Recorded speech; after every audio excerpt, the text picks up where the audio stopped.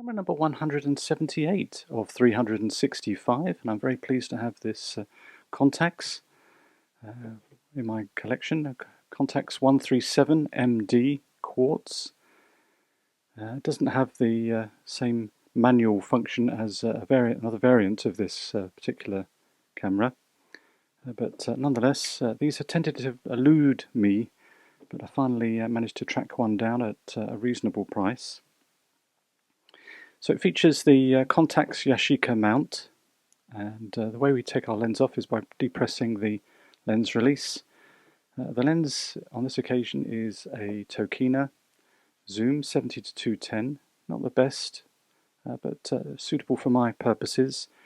Has a nice reach and nice macro function, and it's reasonably light because the camera itself is quite substantial, with the the AA batteries, the 4 that are housed in the base of the camera, because of course it requires batteries to operate, and we turn the latch there that allows us to then put our 4 AA batteries in the cradle, and then the camera can operate.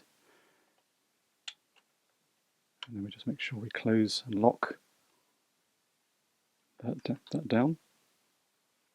You can see a tripod mount here and our preview or lens stop down. We then have a remote or port for a remote, and also another port for a flash accessory that we can put in. We have our self timer light or illuminates, and that's pretty much it on the front. So let's just put the lens back on. The Contax 137MD is an aperture priority camera, so when we go from, we switch it on by turning the dial here, we get a red illuminated light to tell us that we're ready, and then we just set it to auto, and then all we have to do is set the aperture and the camera responds by setting the correct shutter speed. Notice it advances the film on automatically, and we can select. I've got a single servo here. We can do continuous. I think it's about 2.5 frames a second, and then we also have a self timer, which if we turn the light we can hopefully see it counting down here. There we go. I forgot to mention on the front here, while I was here, the little window that shows our aperture that we've selected. And indeed, when we look through the viewfinder, all the information that we need in this quite bright viewfinder is there. So we have our aperture at the top, we have our shutter speeds down here on the right hand side, which are in numbers and then lit up by LED. And then on the left hand side we have our film counter, which is why there's no film counter. Well, there is actually, there's another film counter here. But we can immerse ourselves in our photography literally by keeping our eye on the viewfinder. All the information is there. We've literally just got to take the photo. Sorry, I pressed the button and it's on self-timer. I forgot about that. But it's a good opportunity to just linger for a moment.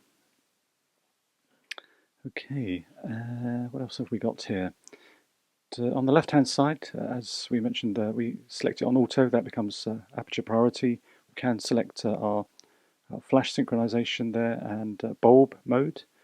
We also have exposure compensation and our film speed by lifting up the collar and rotating. And I think that's pretty much it. To rewind, to slide open this little cover and press the button, which then disengages the motor wind, and then we can manually wind on our film back into our canister, and then we can lift the film rewind and then take out our film or put in our film.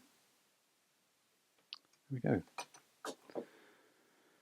So I'm very pleased to have had the opportunity to use the camera. Oh, one other feature I've forgotten to mention, an AE lock. So an auto exposure lock that we can use. And again, once again, I've forgotten I put self timer. So we'll just have to enjoy the moment. As you can tell, I'm quite pleased I've got this camera. Would like to have had the other one, which has a manual option as well, but I am very grateful to finally have this use this camera. So there we go. That's camera number 178 of 365.